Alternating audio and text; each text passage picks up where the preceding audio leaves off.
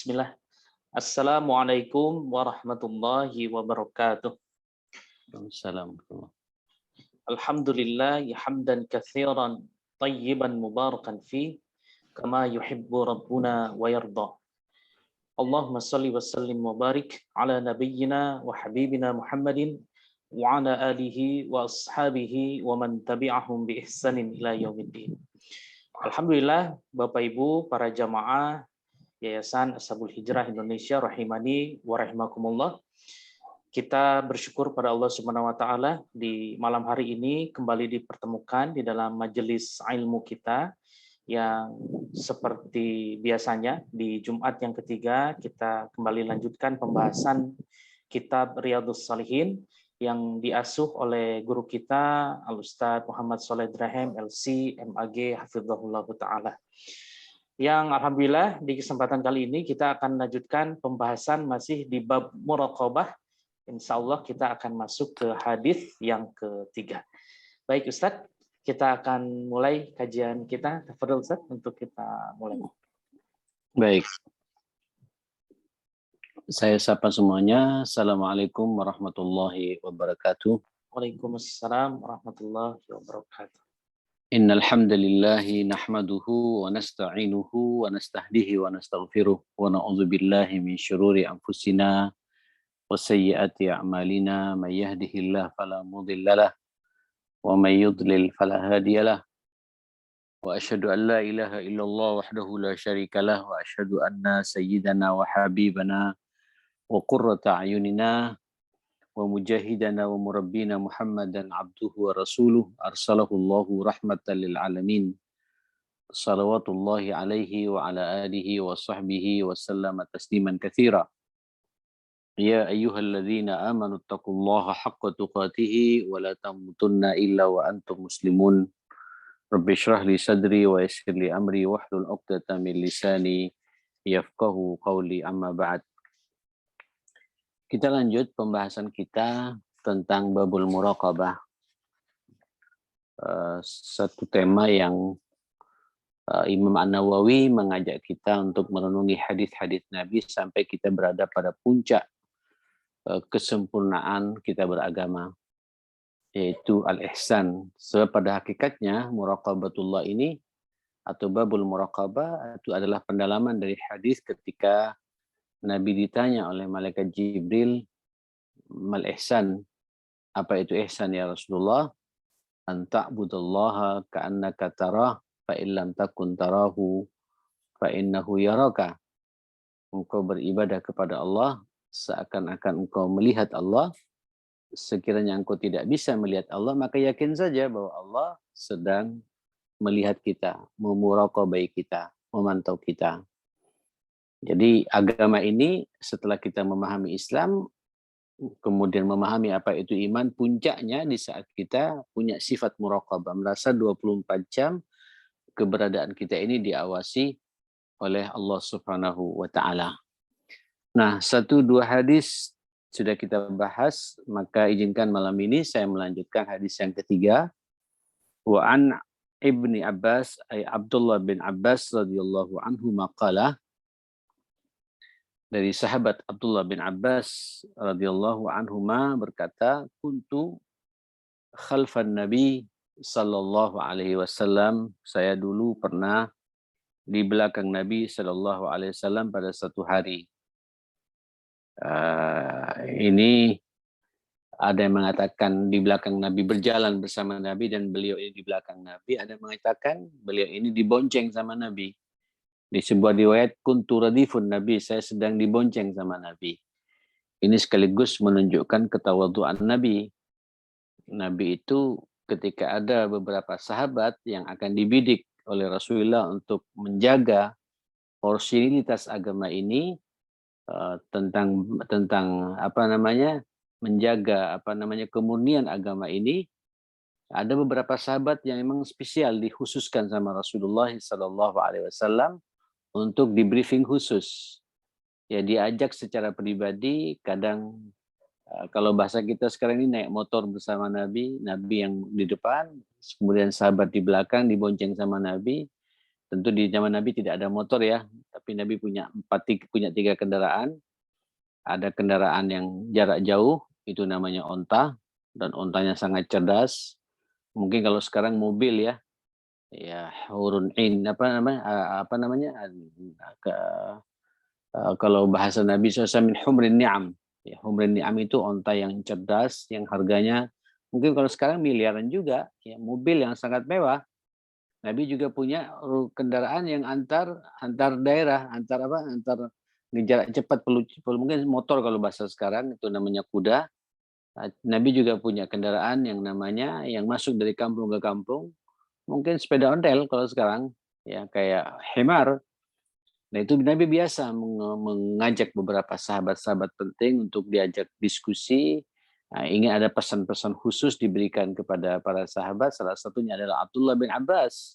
Ini sekaligus sepupu Nabi, tapi umurnya sangat muda, jauh di bawah Rasulullah Sallallahu Alaihi Wasallam. Dan Abdullah bin Abbas termasuk fuqaha sahabat yang banyak memahami akan hukum-hukum agama ini. Maka secara khusus diajak sama Nabi berjalan bersama-sama.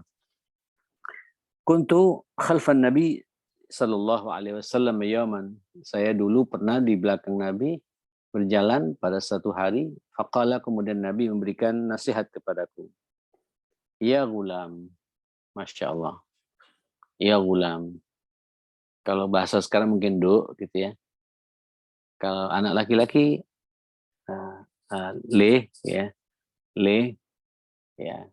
Panggilan-panggilan yang bentuk Nabi sangat cinta kepada anak kecil, anak-anak muda ini. Ada yang mengatakan Abdullah bin Abbas pada waktu itu umurnya karena sanata yaumihi sinnihi yaumiha nahwa 20 sinin.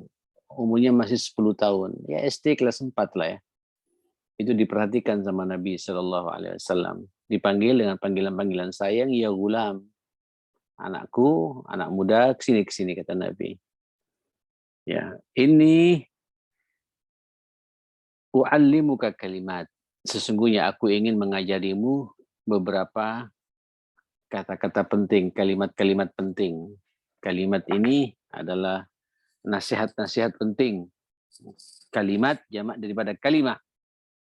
Kalimat itu ya kumpulan kata-kata penting, nasihat penting ingin saya sampaikan kepadamu, kata Nabi Sallallahu Alaihi Wasallam. Apa itu? Yang pertama, ihfazillah.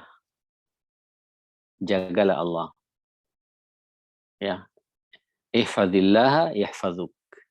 Jagalah Allah, Allah pasti menjagamu. Maksudnya jaga Allah di sini bukan ya mengawal Allah, bukan, maksudnya jagalah hukum-hukum Allah. Jagalah perintah-perintah Allah. Perhatikan arahan-arahan Allah. Niscaya engkau akan diarahkan oleh Allah. Penuhi hak-hak Allah. Niscaya hak-hakmu akan dipenuhi oleh Allah Subhanahu wa taala. Kalau kita menjaga hukum Allah, menjaga arahan-arahan Allah, menjaga pula nasihat-nasihat Allah kepada kita, pasti kita akan dijaga oleh Allah. Dijaga dari malapetaka, dijaga dari berbagai macam bahaya, dijaga dari berbagai macam masalah kehidupan. Ya, karena Allah, kalau kita sudah terbiasa merasa menjaga aturan-aturan Allah, maka hidup kita akan diatur oleh Allah Subhanahu wa taala dan dalam penjagaannya. Tidak hanya itu, kata Allah Subhanahu wa taala, ihfazillaha tajidhu tujahak. Jaga Allah. Jaga aturan Allah. Perhatikan hak-haknya Allah. Engkau nanti akan mendapati Allah ada di hadapanmu. Masya Allah. Ya biasanya ya akhi, teman-teman sekalian, kalau kita sudah hidup ini dalam bingkai aturan Allah, dalam bingkai syariat Allah, insya Allah semua hak-hak kita akan dipenuhi oleh Allah. Akan dijaga oleh Allah Subhanahu wa taala. Bahkan apa yang kita minta langsung didengar dan dikabul oleh Allah Subhanahu wa taala, diijabai oleh Allah Subhanahu wa taala. Apa yang kita takuti akan dilindungi oleh Allah Subhanahu wa taala. Kenapa? Allah di depan kita ya akhi. Kalau Allah sudah di depan kita, maka pasti juga malaikat-malaikat membersamai kita. Kalau Allah sudah di depan kita, pasti makhluk-makhluk yang tidak suka dengan kita, jin, syaitan yang memang memusuhi kepada kita, lari dari kehidupan kita. kita menjadi manusia spesial di mata Allah Subhanahu wa taala. Masya Allah. Ihfazillaha yahfazka. Ihfazillaha tajidhu tujahak. Jagalah Allah, Allah pasti menjagamu. Jagalah Allah, engkau akan mendapati Allah ada di hadapanmu. Selesai sudah ya, akhi. Ya, tinggal kita memang ini perjuangan untuk terus-menerus kita menjaga aturan Allah dalam hidup ini, aturan dalam berumah tangga, hukum Allah kita tegakkan. Aturan di kantor, ya. Perhatikan bahwa Allah itu ada di hadapan kita. Jaga komitmen kita di kantor itu. Hukum-hukum Allah kita tegakkan. Ya. Di saat Allah memerintah kita untuk dipanggil untuk salat zuhur, sesibuk apapun pula pekerjaan kita, respon itu. Allah nanti akan memudahkan semua urusan di kantor kita itu. Pekerjaan kita akan dimudahkan oleh Allah Subhanahu wa taala gitu. Kenapa? Tajidhu tujahak, karena Allah ada di hadapan kita, maka akan jadi mudah semuanya pekerjaan-pekerjaan kita. Enteng atas izin Allah Subhanahu wa taala. Jamaah sekalian, lanjut. Idza sa'alta fas'alillah. Masya Allah. Apabila engkau meminta, fas'alillah. Mintalah kepada Allah Subhanahu wa taala. Tentu di sini kalau bahasa pengarang kitab ini, pensyarah hadis ini, tahrim su'al ghairillah. Itu haram bagi kita memohon, meminta kepada selain Allah Subhanahu wa taala. Ya. Khususnya mimma la yaqdir alaihi illahu, permintaan-permintaan yang memang tidak bisa mengeksekusi kecuali hanya Allah Subhanahu wa taala. Apa contohnya? Minta rezeki. Jangan minta ke kuburan. Ya, jangan minta kepada orang wali, mintalah kepada Allah Subhanahu wa taala. Minta hidayah, mintalah kepada Allah Subhanahu wa taala. Minta pengampunan, maghfirah, mintalah kepada Allah Subhanahu wa taala. Minta sehat ini, kesehatan fisik, ya, kesehatan jasmani yang sakit, mintalah kepada Allah Subhanahu wa taala. Fas'alillah, minta kepada Allah. Termasuk juga kebutuhan-kebutuhan apa yang kita inginkan, minta kepada Allah Subhanahu wa taala. Masya Allah, luar biasa ini. Adapun kebiasaan-kebiasaan yang terjadi di antara kita, antar manusia, ya, maka tidak mengapa kita saling meminta satu sama lain. Contoh saat kita pinjam meminjam, ya, utang piutang, ya, atau kita minta irsyadat, arahan-arahan, masukan dari orang, itu ya wajar karena ini terkait dengan muamalah keseharian kita. Tapi hal-hal yang sangat terkait dengan urusan akidah, urusan rezeki, ya, urusan kesehatan, urusan dosa yang banyak, jangan minta ampun kepada kuburan, jangan minta ampun kepada orang lain, mintalah kepada Allah. Jangan minta ampun kepada Rasulullah, juga tidak boleh, itu minta kepada Allah Subhanahu wa taala. Ya. Fa idza sa'alta fas'alillah. Begitupun juga wa idza sta'anta fasta'in billah. Kalau engkau berlindung, berlindunglah kepada Allah Subhanahu wa taala. Jangan berlindung kepada jin. Jangan berlindung kepada, hatta berlindung kepada Rasulullah, berlindung kepada malaikat, tidak boleh. Kita berlindung kepada Allah Subhanahu wa taala. Ya, berlindung, minta perlindungan kepada Allah Subhanahu wa taala. Karena semua yang akan menyelamatkan kita itu Allah Subhanahu wa taala. Ya, yang akan mensukseskan kehidupan kita juga Allah Subhanahu wa taala. Yang menggagalkan kehidupan kita juga atas izin Allah Subhanahu wa taala. Nah, kadang-kadang kita perlu minta kepada Allah Subhanahu wa taala perlindungan ini. Fasta'in billah. Apa kemudian kata Nabi sallallahu alaihi wasallam, wa'lam, ketahuilah wahai anakku, wahai Abdullah bin Abbas, wa'lam law annal ummata law ijtama'at ala ayyanfa'uka bi syai'in la yanfa'uka illa bi syai'in qad katabahu Allahu laka. Ketahuilah ya, andai kata umat ini semuanya berkumpul. Di riwayat yang lain, kalau yang saya tahu itu Pak, insihi wa jinnihi, manusianya dan jinnya. Ya, semua umat berkumpul semuanya. Kemudian kompak sepakat untuk memberikan manfaat kepadamu dengan sesuatu. Itu kata Allah, la yanfa'uka, mereka semua tidak akan bisa memberikan manfaat kepadamu illa bi syai'in qad katabahu Allahu laka, kecuali dengan sesuatu yang memang sudah ditentukan oleh Allah Subhanahu wa taala.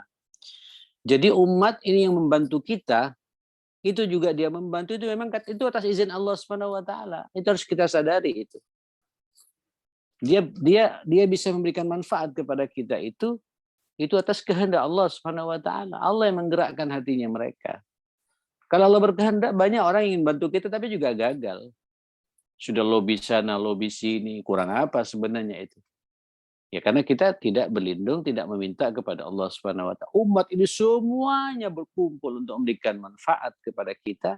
Tidak akan terjadi manfaat itu kecuali atas sesuatu yang sudah ada ketetapannya dari Allah Subhanahu wa taala. Jadi sebenarnya ini akidah ya. Jadi ini kita kemana-mana ya, tidak perlu takut. Takutnya hanya kepada Allah. Berlindungnya hanya kepada Allah. Memintanya hanya kepada Allah. Kalau yang terjadi baik, ya alhamdulillah kita jalani. Buruk pun juga begitu. Kita hadapi. Dan insya Allah keburukan yang akan menimpa kepada kita, itu juga Allah memahami kapasitas kita itu. Kebalikannya kata Nabi, ya gulam, wa in istama'u ala ayyadurruka bisyai'in lain lam yadurruka illa bisyai'in qad katabahu Allahu alaik. Anakku, andai kata umat ini semuanya berkumpul untuk memudaratkan, memberikan kesengsaraan kepadamu, ya, ingin mencelakai engkau dengan sesuatu, lam yadurruka, sekali-kali tidak akan bisa memberikan celaka, ya, membahayakan kepadamu dengan sesuatu kecuali memang ada ketentuannya dari Allah Subhanahu wa taala. Ini terlalu banyak contoh-contohnya ya, akhi. Direkayasa sedemikian rupa, ingin dipojokkan, ingin dipermalukan, ingin dibongkar aurat-aurat masa lalunya. Tapi kalau Allah berkehendak, tidak terjadi itu ya. Bahkan semakin begitu kan semakin terangkat wibawanya itu. Banyak contoh-contoh seperti itu. Kecuali memang sudah ada ketentuannya dari Allah Subhanahu wa taala. Jadi ini sekaligus ya, akhi, teman-teman sekalian, kita juga harus hati-hati ya. Apapun yang menimpa kepada kita sekaligus biasanya sih musibah-musibah yang menimpa kepada kita kalau sudah merupakan ketentuan Allah menimpa kepada kita, itu pasti berbanding lurus dengan kesalahan yang kita miliki, dengan dosa yang pernah kita perbuat. Dan berbahagialah sebenarnya kalau kemudian kita di dunia ini ada masalah menimpa kepada kita, antum langsung nyambung dengan Allah. Berarti Allah sedang mencintai kita. Kenapa? Karena Allah ingin menghapus dosa-dosa kita sebelum dieksekusi di akhirat, di dunia dieksekusi oleh Allah Subhanahu wa taala. Terkait dengan manfaat dan mudarat ini, itu hak mutlaknya Allah Subhanahu wa taala. Rufi'atil aqlam. Ingat lo ya, kata Nabi kepada Abdullah bin Abbas, ini penanya Allah yang telah menulis takdir manusia ini sudah selesai. Bahkan ya akhi, Allah menentukan takdir manusia itu 50.000 tahun sebelum Allah menciptakan kita sendiri. Takdirnya sudah ada itu. Rufi'atil aqlam. Penanya sudah selesai ditulis tentang takdir perjalanan kita ini. Besok kita mau bagaimana, apakah besok akan sehat, apakah besok masuk rumah sakit, atau kita terus sehat walafiat, rezeki kita lancar, Masya Allah, itu semua ada ketentuannya dari Allah Subhanahu wa taala. Wajaffatis suhuf, bahkan kertasnya pun sudah kering, tidak bisa dihapus itu. Tidak bisa dihapus lagi. Kita berjalan di atas takdir Allah Subhanahu wa taala. Ini takdir secara umum ya, seperti itu. Sebenarnya ini akhi, ini hadis luar biasa supaya kita selalu nyambung dengan Allah. Selalu bergantung dengan Allah. Selalu kita merasa dimuraqabai oleh Allah Subhanahu wa taala. Antum juga dekatkan saja supaya kita selalu dalam pengawasan Allah yang baik. Kita berdoa terus karena nanti ada takdir sebagaimana saya pernah menyampaikan ya beberapa pertemuan yang lalu, ada takdir-takdir amali seperti ini kadang-kadang juga bisa berupa atas izin Allah dengan doa-doa kita. Makanya mintalah kepada Allah. Wa idza sa'alta fas'alillah, itu hadis di atasnya kan ya. Kalau kau memohon, mintalah kepada Allah Subhanahu wa taala. Mungkin takdir-takdir akan datang sudah tentukan tidak baik, jadi baiknya bagi kita. Minta kepada Allah Subhanahu wa taala. Ya, rawahu Tirmidzi wa qala haditsun hasanun sahih. Ini hadis ya akhi, beberapa ulama mengatakan ya ini hadis yang luar biasa yang separuh agama ini ada di sini, ya. Yang mengajari kepada kita untuk selalu bergantung kepada Allah Subhanahu wa taala. Dalam riwayat Imam Tirmidzi, riwayat selain Tirmidzi mengatakan ihfadillah tajidhu amamaka, jagalah Allah, engkau akan mendapati Allah ada di depanmu. Ta'arraf ila Allah fir rakha'i ya'rifka fis syiddah. Masya Allah. Kenalilah Allah. Ya, di saat dalam kondisi lapang, kayak sekarang kita kan lapang ya. Sudah satu pekan kita bekerja, ini malam Jumat, weekend kita lapang kan? Tapi antum masih nyambung dengan Allah. Insya Allah ya'rifka fis syiddah. Nanti ketika ada goncangan menimpa kepada kita, Allah pasti ingat kepada kita dan kita akan bisa menghadapi goncangan. Mudah-mudahan tidak ada goncangan ya, tidak ada syiddah di sini. Tapi itu berbanding lurus dengan kebiasaan kita kalau di masa senangnya, masa lapangnya, kita dekat dengan Allah, itu pasti sudah itu. Syiddahnya itu Allah membersamai kita. Wa'lam annama akhta'aka lam yakun liyusibak. Apapun yang ma akhta'aka lam yakun liyusibak. Yang sesuatu yang salah kepadamu itu tidak akan menimpamu, kata Allah Subhanahu wa taala. Wa ma asabaka lam yakun liyukhtiak. Dan musibah akan menimpa kepadamu mustahil akan salah. Dan menariknya ya, menariknya supaya kita lebih tegar lagi hidup ini ya. Wa'lam anna nasra ma'as sabr. Kemenangan itu dalam perjuangan itu sangat berbanding lurus dengan kesabaran yang kita miliki. Pasti bersama dengan kesabaran. Antum pengen sukses kan butuh sabar ya. Bekerja yang giat itu kan butuh kesabaran kan. Ya, belajar dengan tekun butuh kesabaran juga itu. Berdoa dengan khusyuk butuh kesabaran. Sehingga nanti dimenangkan perjuangan kita ini. Sadarilah pula wa annal faraja ma'al karb. Ya, annal faraj ma'al karb. Biasanya nanti jalan keluar itu sebelumnya pasti ada gonjangan. Supaya kita sadar gonjang itu dia akan selama-lamanya. Cuma antum harus sadar setiap orang kena musibah nanti akan ada selesai masanya untuk lepas dari musibah itu. Tidak ada orang sakit terus selama-lamanya, tidak ada. Nanti akan ada masa selesainya sakit sembuh. Atau selesai sudah, itu innalillahi wa inna ilaihi raji'un.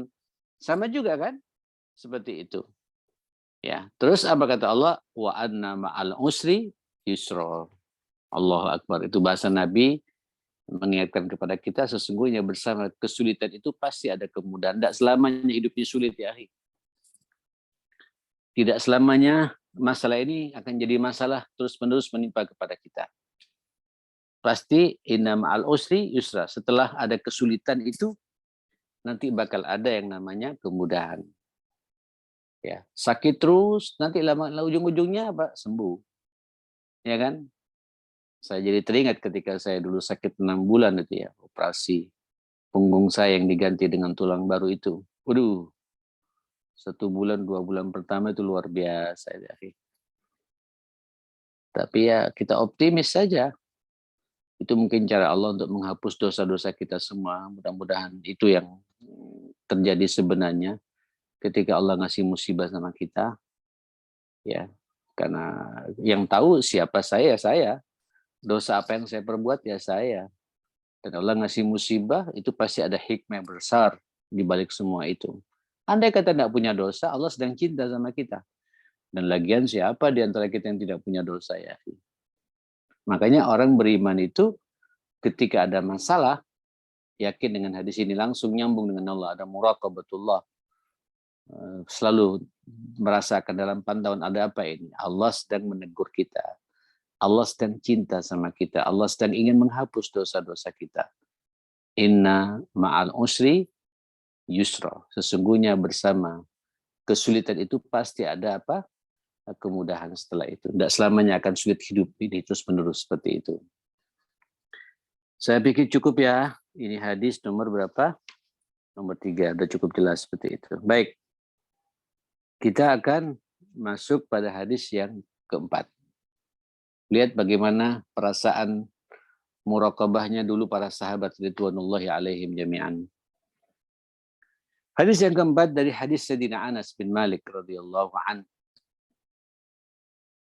Qala, Masya Allah, innakum la ta'lamuna la ta'maluna a'malan ya hiya adaqqu fi ayunikum minasy-sya'r.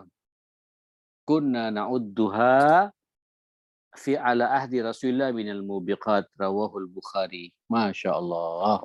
Ya wajar ya. Kata Sayyidina Anas, sesungguhnya kalian semua ya la ta'maluna, benar-benar akan melakukan satu amalan, berbagai macam amalan ya. Hiya adaqqu ala inikum minasy-sya'r, yang diremehkannya sebab dianggap ini sebagai dosa kecil saja. Yang amal-amal itu seakan-akan ini lebih halus, lebih kecil dari pandangan manusia, dari sehelai rambut. Masa begini jadi dosa gitu. Apa ya? Ngentengin masalah gitu. Nanti akan ada di masamu, kata Nabi, satu generasi umat ini yang ketika dia berbuat satu amalan, dianggap remeh amalan itu. Dianggap dosa kecil, dianggap masalah biasa. Karena sangat tipis, lebih kecil menurut pandangan mata kita ini daripada minasy-sya'r, dari selai rambut kita ini. Masa ini akan dieksekusi oleh Allah Subhanahu wa taala. Tapi kata Sayyidina Anas, kunna na'udduha, tetapi kita semua fi ahdi Rasulillah, di zaman Nabi sallallahu alaihi wasallam, di masa Rasulullah sallallahu alaihi wasallam, menganggapnya termasuk ini adalah dosa-dosa yang mencelakakan. Dosa-dosa akan merusak kehidupan kita itu. Jadi wajar ya. Kalau generasi terdahulu itu ya dikawal betul oleh Allah Subhanahu wa taala ya.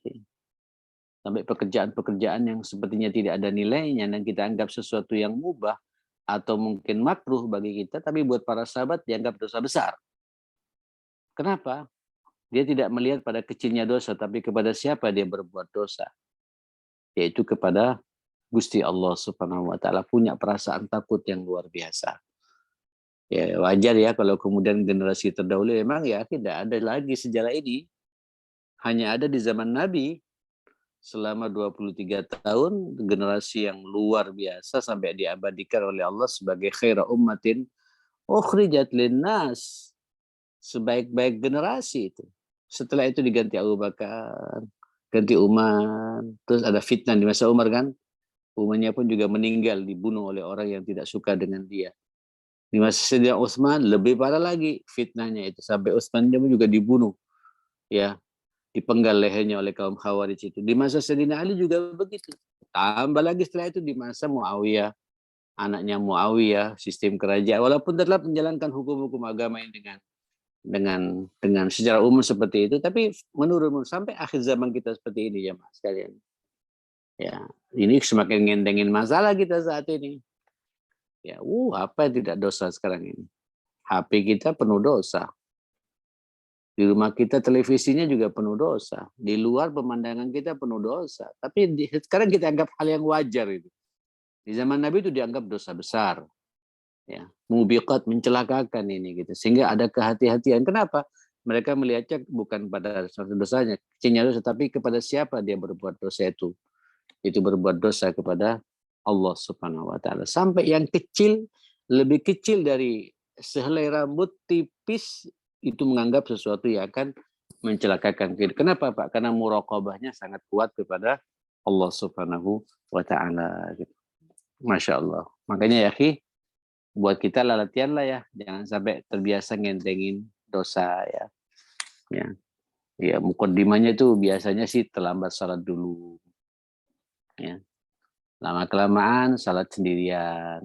Lama-kelamaan sendirian pun juga terlambat juga di rumah gitu. Sudah tidak berjamaah ke masjid, salat sendirian, itu pun terlambat. Duhur mendekati asar, sendirian lagi salatnya. Asar mendekati maghrib. Maghrib pulang ke rumah mendekati isya. Kadang-kadang isya dan maghribnya di jama' itu. Subuh terlambat juga gitu. Salat tapi ya itulah. Nganggap biasa, hal yang biasa. Padahal itu akan mencelakakan, kata Rasulullah sallallahu, kata Sayyidina Anas bin Malik radhiyallahu anhu seperti itu. Mudah-mudahan kita tidak termasuk orang-orang yang seperti itu ya insyaallah. Baik, kita lanjut. hadis berikutnya. Hadis nomor berapa? Nomor 5 ya. Hadis nomor 5, hadis Masya Allah muttafaqun alaih dari Abu Hurairah radhiyallahu anhu. Anin Nabi sallallahu alaihi wasallam qala inna Allah ta'ala yughar. Masya Allah. Sesungguhnya Allah Subhanahu wa taala itu sangat pencemburu. Allah cemburu ya, akhi. Ya. Wa ghairullah subhanallah wa ghairatullah, ghirahnya Allah, kecemburuannya Allah itu apa? Yaitu ayatil mar'u ma harramallahu alaihi. Apabila ada seseorang yang namanya manusia ini, kita ini mendatangi atau melakukan apa-apa yang diharamkan oleh Allah. Padahal Allah mengharamkan. Tetap kita lakukan. Ya apa ini ya? Allah sudah menciptakan kita, ngasih mata, bisa melihat. Dibuat maksiat. Cemburu Allah ini. Ya. Allah ngasih kepada kita telinga untuk mendengarkan sesuatu yang baik-baik. Justru kita sedang dengarkan gosip, musik, dan lain sebagainya. Yang kemudian kita terlena sampai lupa kepada Allah, cemburu kepada kita. Ya, maka sebenarnya sih kalau Allah kemudian menegur kita wajar. Tapi kan Allah punya sifat Rahman, Rahim, ya Allah, ya Ghafur, Ghaffar, Tawwab, ditunggu kita ini. Tapi sebenarnya Allah sangat cemburu kepada kita di saat kemudian kita mendatangi apa-apa yang diharamkan oleh Allah Subhanahu wa taala. Mulut suka riba. Tidak basah lisan kita karena zikir. Padahal ini hari-hari mulia ya. Kita masih bulan Dzulhijjah sekarang ini, pertengahan. Ini kan Dzulqa'dah, Dzulhijjah, Muharram kan Asyhurul Hurum, bulan-bulan mulia. Muliakan dengan memperbanyak kita istighfar, bertobat, bertasbih, bertahmid, bertahlil, subhanallah, walhamdulillah, wala ilaha illallah, Allahu akbar, Allahumma ighfirli, subhanallah, walhamdulillah, wala ilaha illallah, Allahu akbar, Allahumma arhamni. Itu ada hadisnya itu ya, subhanallah, walhamdulillah, wala ilaha illallah, Allahu akbar, Allahumma rzuqni. Kembali kepada Allah. Tapi kalau kemudian basah lisan kita karena ngomongan-omongan yang tidak karuan, namimah, riba, ngadu domba, omongan-omongan yang kotor, jorok, ini kan mendatangi apa yang diharamkan oleh Allah. Allah cemburu kepada kita. Kalau Allah sudah cemburu ya akhi, hati-hati. Jangan salahkan Allah kemudian kalau Allah memberikan teguran kerasnya kepada kita. Nah ini hanya orang yang punya muraqabah yang kuat ya. Kalau sudah punya muraqabah, merasa diawasi oleh Allah, kemanapun akan terjaga atas izin Allah Subhanahu wa ta'ala. Nah, teman-teman sekalian yang dimuliakan Allah Subhanahu wa ta'ala, dikatakan oleh para ulama mengomentari hadis ini, at-tanfir min irtikabil muharramat. Sudah saatnya bagi kita untuk menjauhi supaya tidak terjebak dengan apa yang diharamkan oleh Allah Subhanahu wa ta'ala. Fa'innaha tasabbaba ghadaballahi ta'ala, karena maksiat yang seperti itu, apa-apa yang diharamkan oleh Allah dan didatangi oleh manusia ya, yang seperti itu membuat Allah sangat murka kepada kita. Cemburunya Allah itu Pak ya akhi, ibarat kita suami istri kalau cemburu kan sudah Pak. Waduh, susah untuk dikendalikan ya akhi. Logika apapun pula kalau udah cemburu, dan cemburunya itu memang karena kelakuan kita yang sebenarnya membuat dia cemburu. Karena dosa yang kita perbuat dan dia cemburu, ya coba lihat apa yang terjadi gitu. Apalagi Allah Subhanahu wa taala, na'udzubillah. Ya, tapi walaupun Allah, kita masih optimis ya dengan sifat Rahman Rahimnya itu, Ghafurnya, Ghaffarnya, Tawwabnya, Masya Allah. Luar biasa, membuat kita semakin optimis. Ayo ya.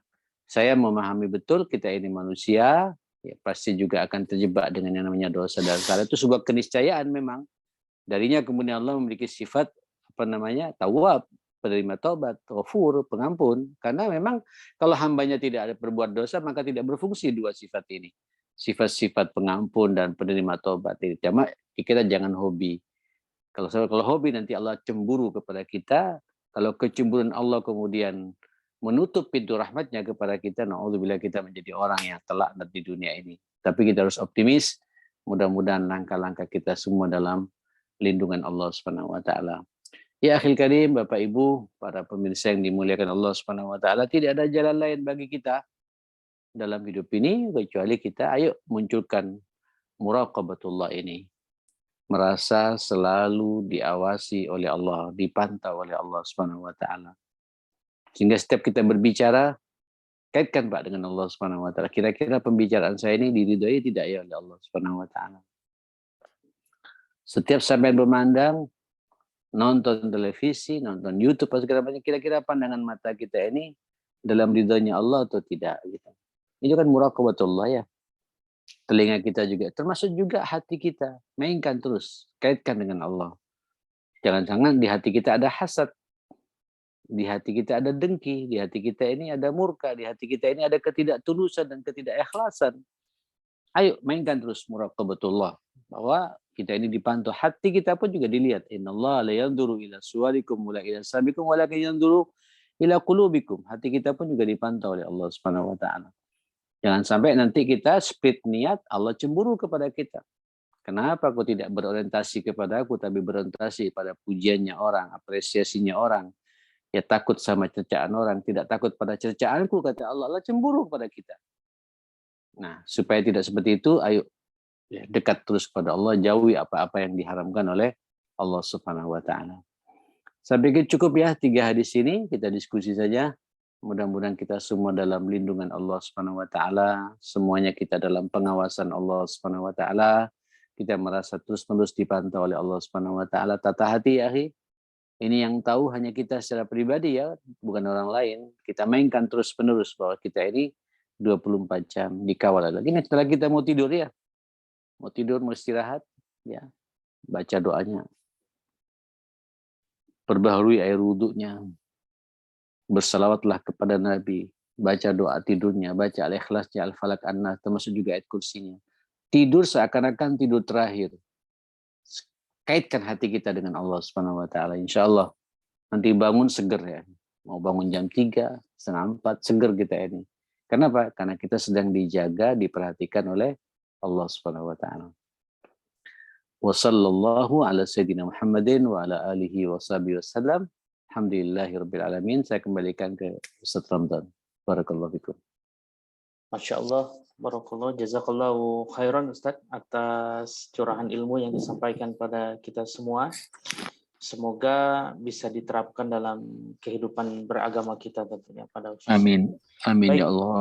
Bapak Ibu rahimani wa rahimakumullah, sekarang mungkin ada beberapa saat waktu untuk kita isi dengan diskusi.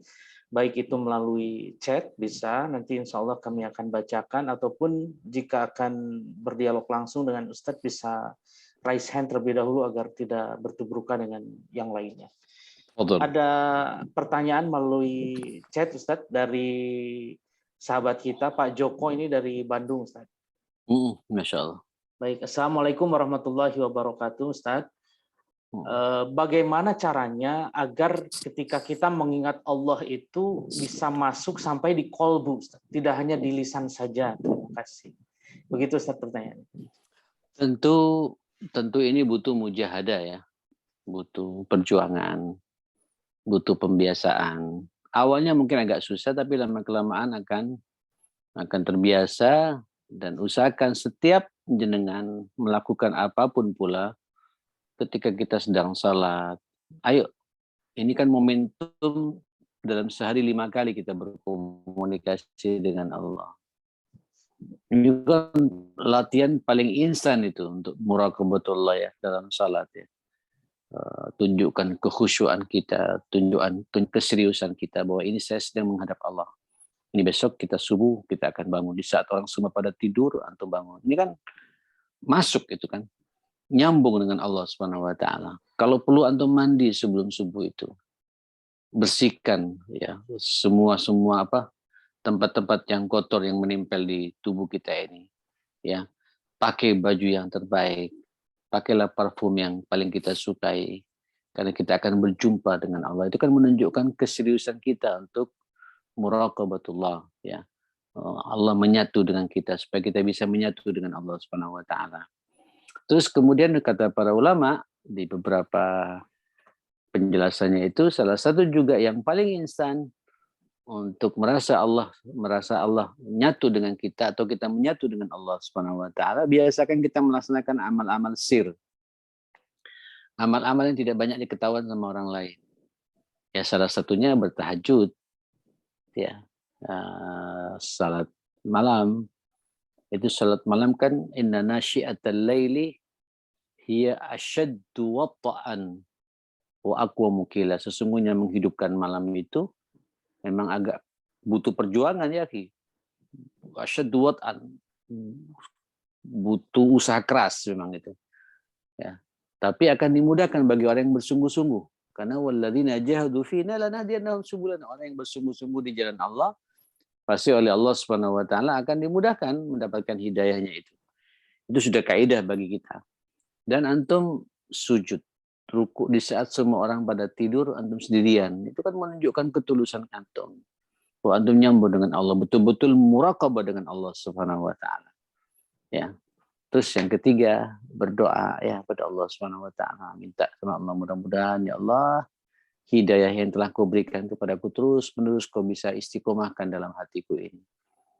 Merasakan nikmatnya berkomunikasi denganmu, merasakan nikmatnya khusyuknya salat, ya, merasakan nikmatnya berdialog denganmu dengan ketika membaca ayat-ayat Allah Subhanahu wa taala. Itu kan perlu kita minta kepada Allah Subhanahu wa taala. Kalau ini ada, insya Allah kita akan dijaga, Allah akan merasa, kita akan selalu merasa dekat dan selalu membersamai Allah dan dibersamai oleh Allah Subhanahu wa taala. Wallahu a'lam. Baik, alhamdulillah, jazakallahu khairan Ustaz atas jawabannya dari Pak Joko. Silakan Bapak Ibu jika akan ada pertanyaan kembali bisa dituliskan ataupun bisa berdialog langsung dengan Raisen, insya Allah kita akan bukakan. Sambil menunggu Ustaz, saya teringat satu ketika Ustaz pernah membuka mukadimah dengan, kalau tidak salah itu suratul Ghafir ayat yang ketiga Ustaz ya. Ghafirid dzambi wa qabili taubi syadidil iqabi dzit taul la ilaha illahu ilaihil masir. Saya langsung agak merintih ketika kalimat syadidil iqabi itu Ustaz ya. Jadi bahwa Allah itu hukumannya keras sekali Ustaz. Iya. Jadi iya, tapi kan di muqaddimah ghafiriz dzam. Ghafiriz dzam dulu ya. Ghafiriz dzam wa qabilit taub. Jadi ghafiriz dzam wa qabilit taub baru setelah itu syadidul iqab.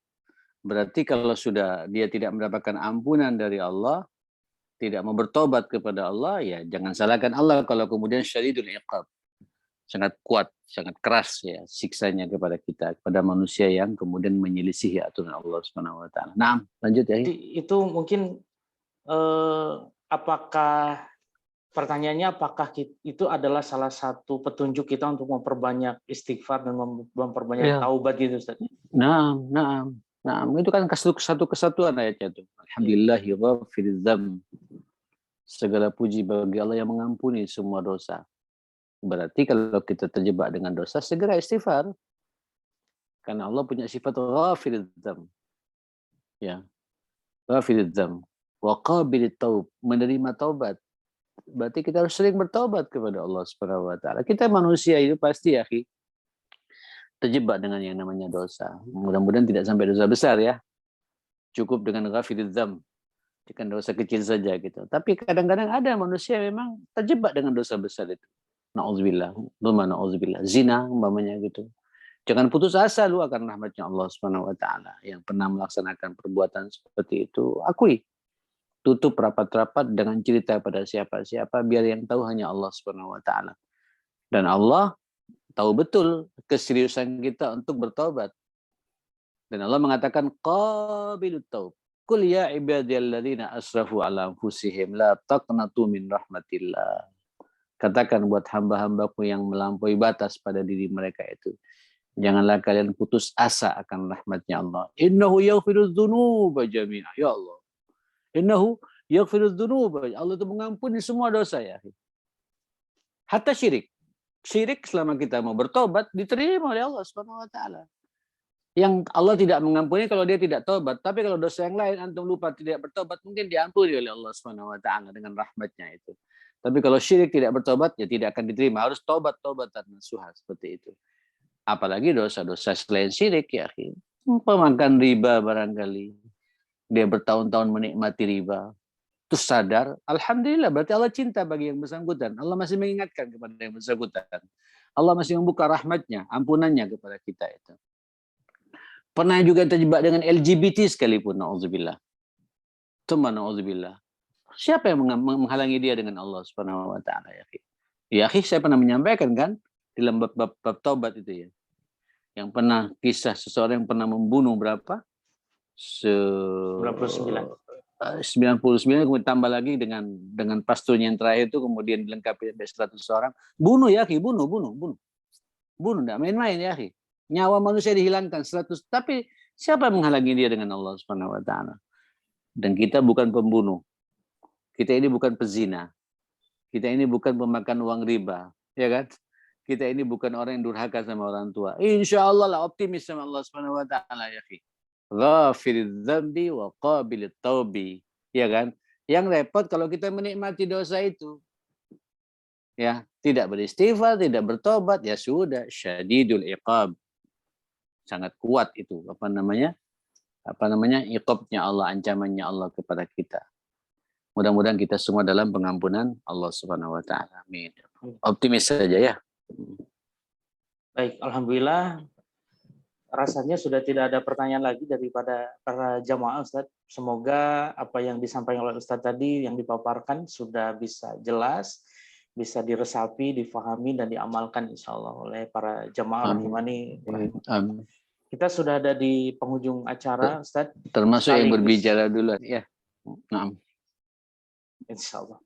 Baik, Ustaz, kita sudah ada di penghujung acara. Kita mohon doanya. Lebih terkhususkan juga ada salah satu jamaah kami, Ustaz, sedang diuji oleh Allah dengan sakitnya, terkena stroke ringan. Jadi sampai saat ini belum bisa mengikuti kajian kita lagi, masih belum bisa berbicara, Ustaz. Tapi alhamdulillah sudah bisa bergerak, tangannya sudah bisa bangun. Asalnya hanya berbaring, tinggal pemulihan berbicara. Dari pendengarannya sudah mulai normal. Mohon doa dari Ustadz dan para jamaah sekalian untuk Bapak Rifki. Ustadz, kita tutup dengan doa.